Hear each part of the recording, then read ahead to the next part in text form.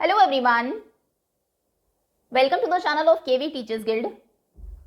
So students, this is part 2 of class 7th history 4th chapter, which is the Mughal Empire, and we were on page number 50, जहाँ पर सबसे पहले आपको एक map given है showing military campaigns under Akbar and Aurangzeb.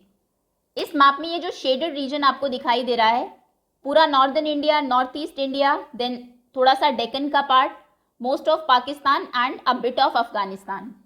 During the reign of Akbar and Aurangzeb ये पूरा part Mughal empire के अंडर में था. अकबर और औरंगजेब दोनों ने ही ऑलमोस्ट 50 ईयर्स तक रूल किया है, जिसको कि हम टेबल 1 में देख चुके हैं. चलिए इसी के साथ अपने नेक्स्ट टॉपिक पर आते हैं, which is Mughal traditions of succession. Mughals में सक्सेशन का क्या ट्रेडिशन था, यानी कि कैसे डिसाइड होता था कि फ्यूचर किंग कौन बनेगा. The Mughals did not believe in the rule of प्राइमोजेनिचर.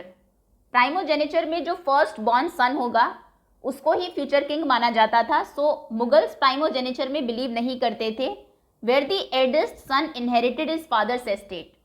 Father का जो एस्टेट है, जिस भी पार्ट पर वो रूल कर रहा है, किंग के बाद उसे उसका एल्डेस्ट सन इनहेरिट करेगा, यानी कि सबसे बड़ा बेटा ही उसका उत्तराधिकारी बनेगा. मुगल्स ऐसा नहीं मानते थे. इंस्टेड इसकी बजाय they followed the Mughal and Timurid custom of coparcenary inheritance. Coparcenary inheritance में फादर का जो एस्टेट है उसको सभी सन्स में डिवाइड किया जाता था, और ये मुगल का और टेमरिड का कस्टम था जिसको कि वो फॉलो कर रहे थे, और a division of inheritance amongst all the sons. Follow the highlighted passages in table 1. Table 1 में जो हाईलाइटेड पैसेजेस हैं, एक बार आप उनको फिर से रीड कर लीजिए और नोट करिए the evidences for rebellions by Mughal princes, कि मुगल प्रिंसेस ने कैसे रिबेलियस वो हो गए किंग के अगेंस्ट ही. ये हमने अकबर के टाइम से देखा था. अकबर के रीन के लास्ट कुछ ईयर्स में जहांगीर रिबेलियस हो जाते हैं. जहांगीर के बाद शाहजहां, और शाहजहां के जो बेटे थे औरंगजेब, उन्होंने तो अपने फादर को कैप्चर कर लिया था, और he killed all his 3 brothers. तीनों भाइयों को लड़ाइयाँ हुई थी इनकी, उसमें उनको मार दिया था. औरंगजेब के बाद तो मुगल्स में और भी बुरा हाल था. बहुत ही छोटे छोटे टाइम पीरियड के लिए आप देखेंगे किंग्स बनेंगे, भाई भाई ही आपस में लड़ते रहेंगे, और ये वन ऑफ द रीजन रहा है मुगल एम्पायर के वीक होने का. Which do you think is a fair division of inheritance. Fair division कौन सा होता है, प्राइमोजेनिचर या फिर कॉपर सेनरी. फेयर तो कॉपर सेनरी ही है, लेकिन ये एक नेगेटिव पॉइंट रहा मुगल एम्पायर के केस में, क्योंकि जिसको भी जो पार्ट मिल रहा था वो उसको एक्सपैंड करने की कोशिश कर रहा था, और फिर आपस में ही लड़ाइयाँ हो रही थी. तो ज़्यादा अच्छा रहता कि प्राइमोजेनिचर होता, जहाँ पर पहले से डिसाइडेड था कि हाँ यही किंग बनेगा, तो शायद इतनी लड़ाइयाँ नहीं होती. Now Mughal relations with other rulers. Mughal rulers के कैसे रिलेशन, कैसे रिश्ते थे दूसरे रूलर्स के साथ. Take a look at table 1 once again. एक बार फिर से टेबल 1 को देखिए. You will notice that the Mughal rulers campaigned constantly against rulers who refused to accept their authority. तो आप देखेंगे कि Mughal rulers constant military campaigns करते रहते थे उन रूलर्स के अगेंस्ट जो उनकी अथॉरिटी को मानने से मना कर देते थे. अभी अथॉरिटी को मानने में क्या होता है, बिना लड़ाई के शांति से आप मान लीजिए कि मुगल्स आपसे सुपीरियर है, और उनके अंडर आप रूल करते रहिए उस पार्ट को. कांस्टेंट गिफ्ट्स और टैक्स का एक पार्ट आपको मुगल्स की सेंट्रल अथॉरिटी को भिजवाते रहना है. अगर कोई भी रूलर इस बात को मानने से मना करता था तो फिर मिलिट्री कैंपेन होती थी, लड़ाइयाँ होती थी, मुगल जीत जाते थे, फिर उन्हें अथॉरिटी एक्सेप्ट करनी होती थी. But as the Mughals become powerful, लेकिन जैसे जैसे मुगल्स पावरफुल होते गए, many other rulers also join them voluntarily. बहुत सारे दूसरे रूलर्स ने अपनी इच्छा से उन्हें ज्वाइन कर लिया. The Rajputs are a good example of this. Rajputs इसका अच्छा एग्जाम्पल है. Many of them married their daughters into Mughal families. बहुत सारे राजपूत रूलर्स ने अपनी डॉटर्स की शादियां भी कराई मुगल फैमिलीज में, एंड रिसीव्ड हाई पोजीशंस, और इसके बदले में उन्हें हाई पोजीशंस मिली मुगल एम्पायर में. But many resisted as well, लेकिन बहुत सारों ने रेजिस्ट भी किया, इसका विरोध भी किया. यहाँ पर आपको Mughal marriages with Rajputs given है. The mother of Jahangir, Jahangir की जो मदर थी was a Kachhwaha princess, daughter of Rajput ruler Amber. वो राजपूत आम्बेर के जो राजपूत रूलर थे उनकी डॉटर थी, जो कि मॉडर्न डे जयपुर है. Mother of Shahjahan was the Rathore princess, वो राठौर प्रिंसेस थी, daughter of Rajput ruler. Of Marwar Jodhpur. Okay. The Sisodia Rajputs of Mewar refused to accept Mughal authority for a long time. Mewar के सिसोदिया राजपूत ने बहुत लंबे टाइम तक मुगल अथॉरिटी को एक्सेप्ट नहीं किया. Once defeated however they were honourably treated by Mughals. अभी मुगल्स में ये एक अच्छी बात थी, अगर औरंगजेब को एक एक्सेप्शन हम ले लें, क्योंकि अथॉरिटी एक्सेप्ट नहीं कर रहे हैं तो फिर लड़ाई होगी. लड़ाई में सिसोदिया राजपूत हार जाते हैं, लेकिन उसके बाद भी मुगल्स उन्हें ऑनरेबली सम्मान के साथ ट्रीट करते हैं. गिवन देयर लैंड्स वतन बैक एज असाइनमेंट्स वतन जागीर. उनकी लैंड्स उनको वापस दे दी जाती है कि जैसे पहले आप रूल कर रहे थे करते रहिए. कंडीशंस वही है कि हमारी अथॉरिटी आपको माननी होगी, हमारे अंडर आप रूल करेंगे, और गिफ्ट्स एंड जो पार्ट्स ऑफ टैक्सेस है वो हमें मिलते रहना चाहिए. The careful balance between defeating but not humiliating their opponents. Mughals ने एक बैलेंस क्रिएट किया कि वो अपने ओपोनेंट्स को हरा रहे थे लेकिन उनको ह्यूमिलेट नहीं करते थे, उनका अपमान नहीं करते थे. Enable the Mughals to extend their influence over many kings and chieftains. इसकी वजह से बहुत सारे किंग्स, राजा और सरदारों के ऊपर इसका एक अच्छा प्रभाव पड़ा. But it was difficult to keep this balance all the time. लेकिन पूरा टाइम ये बैलेंस नहीं बना रहा. Look at table 1 again. एक बार फिर से टेबल 1 को देखिए. Note that Aurangzeb insulted Shivaji when he came to accept Mughal authority. और आप नोट करेंगे कि औरंगजेब शिवाजी महाराज को इंसल्ट करता है जबकि वो उनकी अथॉरिटी को एक्सेप्ट करने के लिए आते हैं.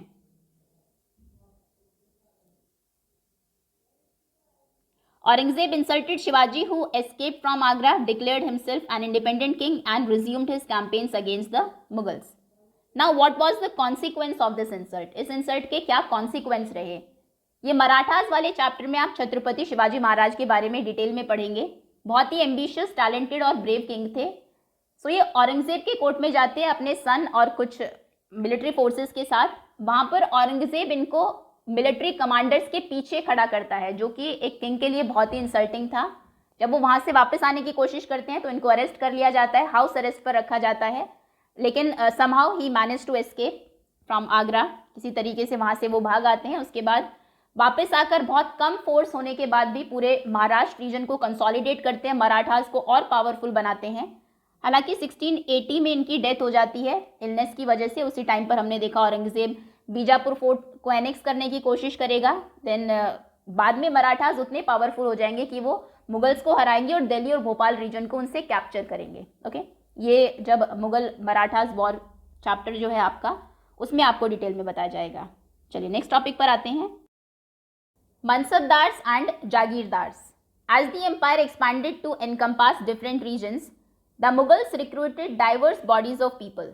जैसे जैसे मुगल्स का एम्पायर एक्सपैंड कर रहा था, डिफरेंट रीजन्स पर वो कंट्रोल स्टैब्लिश कर रहे थे, तो उन्होंने डिफरेंट सोशल ग्रुप्स के लोगों को रिक्रूट करना शुरू किया. From a small nucleus of Turkish nobles, Turanis, they expanded to include Iranians, Indian Muslims, Afghans, Rajputs, Marathas and other groups. शुरू में ज़्यादातर जो उनके सरदार थे वो टर्किश तुरानीज थे, लेकिन उसके बाद उन्होंने इरानियंस को, इंडियन मुस्लिम्स को, अफगान्स, राजपूत्स, मराठास को भी इंक्लूड करना शुरू कर दिया. Those who joined Mughal service were enrolled as mansabdars. जो भी मुगल सर्विस को ज्वाइन करता था उनको मनसबदार कहा जाता था.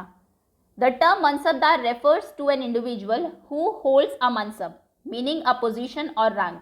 मनसबदार का मतलब है जिसके पास कोई मनसब हो, यानी कि कोई पोजीशन, कोई रैंक हो उसकी मुगल सर्विस में. It was a grading system used by Mughals. एक ग्रेडिंग सिस्टम था जो कि मुगल्स यूज करते थे फिक्स करने के लिए क्या रैंक है आपकी, क्या सैलरी है और क्या मिलिट्री रिस्पॉन्सिबिलिटीज़ हैं. Ranks and salary were determined by a numerical value called ज़ात.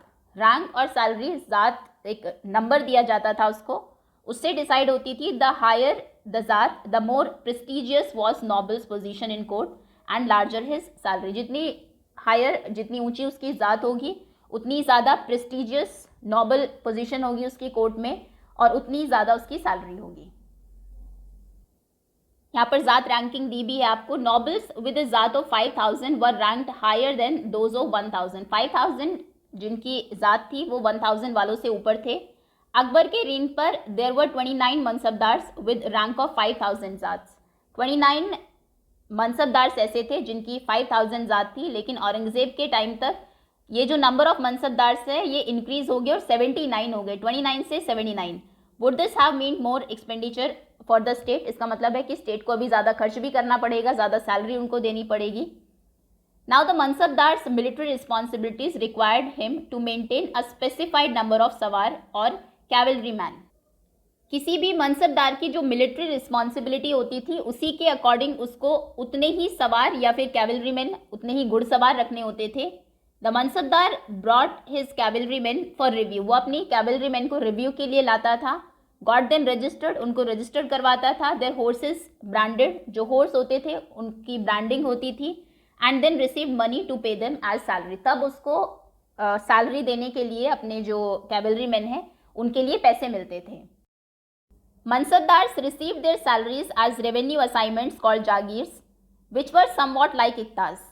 मनसबदार्स को उनकी सैलरी जागीर्स की फॉर्म में दी जाती थी जो कि इक्ताज की तरह था, यानी कि सैलरी के तौर पर उन्हें एक पीस ऑफ लैंड दे दिया जाता था.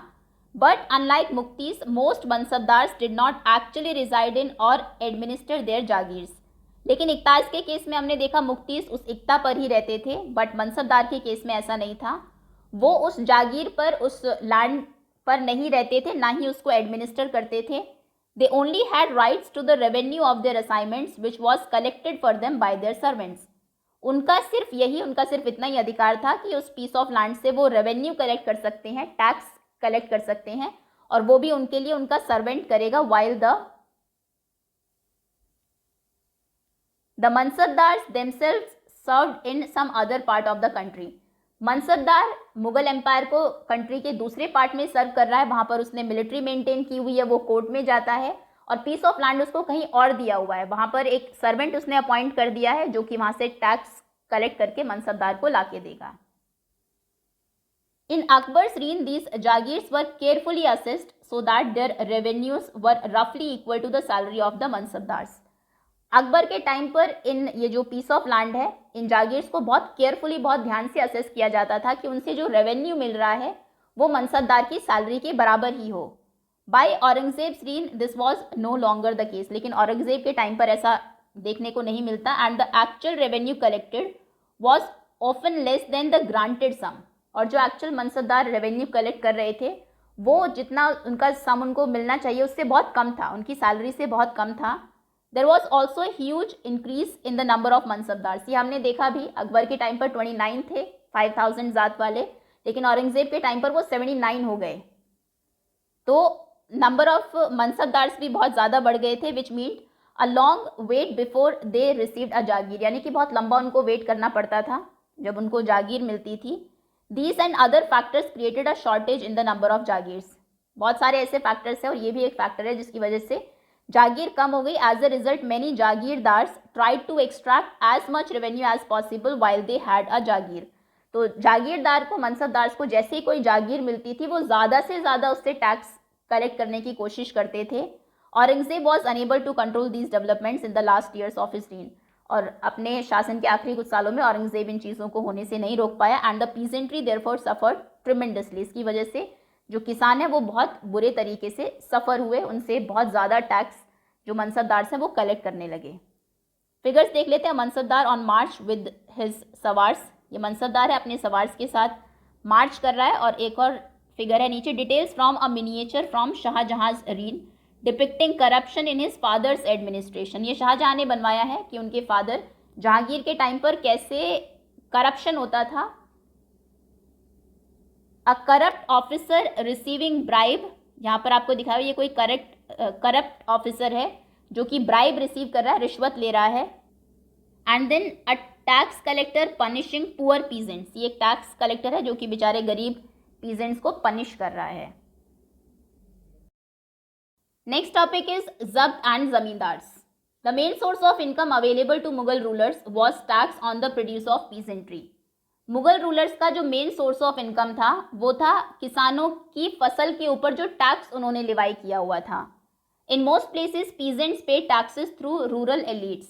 ज़्यादातर जगहों पर किसान रूरल एलिट्स, गांव में जो हायर सोशल क्लास के लोग थे, उनके थ्रू टैक्स पे किया करते थे. That is the headman. अभी वो गांव का मुखिया हो सकता है, और लोकल शिफ्टन या फिर कोई लोकल सरदार हो, उनको पीजेंट्स टैक्स दे दिया करते थे और फिर वो फाइनल उनको सेंट्रल अथॉरिटी तक पहुंचा देते थे. The Mughals used one term zamindars to describe all intermediaries whether they were local headmen of villages और पावरफुल शिफ्टन्स. अभी बीच में जितने भी इंटरमीडियरीज हैं जो कि टैक्स लेकर मुगल गवर्नमेंट तक पहुंचा रहे हैं, उनके लिए एक वर्ड यूज होता था, वो था जमींदार। चाहे वो कोई भी हो, चाहे गांव का मुखिया है या फिर कोई पावरफुल शिफ्टन है, कोई पावरफुल ताकतवर सरदार है, सभी को जमींदार कहा जाता था। अकबर्स रेवेन्यू मिनिस्टर टोडरमल, अकबर के एक बहुत फेमस रेवेन्यू मिनिस्टर थे Todarmal, carried out a careful survey of crop yields, prices and areas cultivated for 10-year period. 10 सालों तक 1570 से लेकर 1580 तक उन्होंने बहुत केयरफुली सर्वे किया कि क्रॉप यील्ड कितना है, कितना उस क्रॉप का, उस फसल का प्राइस है और कितना एरिया कौन कल्टीवेट कर रहा है। On the basis of this data, और इस डेटा के बेस पर टैक्स को फिक्स किया गया हर क्रॉप के ऊपर इन कैश में। Each province was divided into revenue circles with its own schedule of revenue rates for individual crop. हर इंडिविजुअल क्रॉप के लिए कितना रेवेन्यू कलेक्ट होगा उसके अकॉर्डिंग हर प्रोविंस में रेवेन्यू सर्कल्स बना दिए गए। This revenue system was known as zabt. इस रेवेन्यू सिस्टम को जब्त कहा गया। It was prevalent in those areas where Mughal administrators could survey the land. ये उन जगहों पर था जहां पर मुगल एडमिनिस्ट्रेटर सर्वे कर पाए लैंड का। And keep very careful accounts, और उन्होंने बहुत केयरफुली उसको अकाउंट किया। This was not possible in provinces like Gujarat and Bengal. Gujarat और बंगाल जैसे प्रोविंस में ये पॉसिबल नहीं हो पाया। In some areas the zamindars exercised a great deal of power. कई एरियाज में जमींदार बहुत पावरफुल, बहुत ताकतवर हो जाते थे। The exploitation by Mughal administrators could drive them into rebellion. और अगर मुगल एडमिनिस्ट्रेटर्स उनको एक्सप्लॉयट करने की कोशिश करते थे तो फिर वो विद्रोह भी कर देते थे, रेबेलियस हो जाते थे। Sometimes zamindars and peasants of the same caste allied in rebelling against Mughal authority. कई बार पीजेंट्स और जमींदार अगर सेम कास्ट किया तो दोनों मिलकर विद्रोह कर देते थे मुगल अथॉरिटी के against. These peasants revolts challenge the stability of Mughal empire from the end of 17th century. और 17th सेंचुरी के एंड तक हम देखेंगे कि इन पीजेंट्स के इन रिवोल्ट्स की वजह से मुगल एम्पायर की स्टेबिलिटी को कैसे इसने चैलेंज किया, ये उसके लिए खतरा साबित हुए। Now Akbarnama and Ain-i Akbari. Akbar ordered one of his close friend and courtier Abul Fazl to write a history of his reign. Akbar ने ऑर्डर किया, अपना उनका एक क्लोज फ्रेंड था और दरबारी भी था, नाम था अबुल फजल, कि उनके रीन, उनके शासन की जो हिस्ट्री है उसको लिखो। Abul Fazl wrote 3 volume history of Akbar's reign. 3 volume में उन्होंने अकबर के ये जो शासन है इसकी हिस्ट्री को लिखा, जिसका टाइटल था Akbarnama. The first volume dealt with Akbar's ancestors. पहले वॉल्यूम में अकबर के जो एंसेस्टर्स थे, जो पूर्वज थे, उनके बारे में लिखा गया। The second volume recorded the event of Akbar reign. Second में अकबर के रीन में जो इवेंट्स हुए उनको रिकॉर्ड किया गया। और थर्ड वॉल्यूम जो कि आईने अकबरी है, it deals with Akbar's administration. Akbar का एडमिनिस्ट्रेशन कैसा था, household, army, revenue and its geography of its empire. उसके एम्पायर की जोग्राफी कैसी थी, ये सभी कुछ थर्ड वॉल्यूम आईने अकबरी में लिखा गया। It also provides rich details about the traditions and cultures of people living in India. उस टाइम पर इंडिया में जो लोग रह रहे थे उनके ट्रेडिशंस कैसा था, कल्चर क्या था, उसके बारे में भी पूरा डिटेल में लिखा गया है आईने अकबरी में। The most interesting aspect about Ain-i Akbari is its rich statistical detail. उसमें जिस तरीके से स्टैटिस्टिकल डिटेल, नंबर्स में डिटेल दी है आईने अकबरी में, वो बहुत इंटरेस्टिंग है। About things as diverse as crops, yields, prices, wages and revenue, सभी कुछ उसमें दिखाया गया। Akbar receiving the Akbarnama from Abul Fazl. ये अबुल फजल अकबर को अकबरनामा दे रहे हैं, उसकी ये पिक्चर है। A close look to the Akbar's policies. This we will cover in part 3. That's all for now. Okay, thank you so much for watching.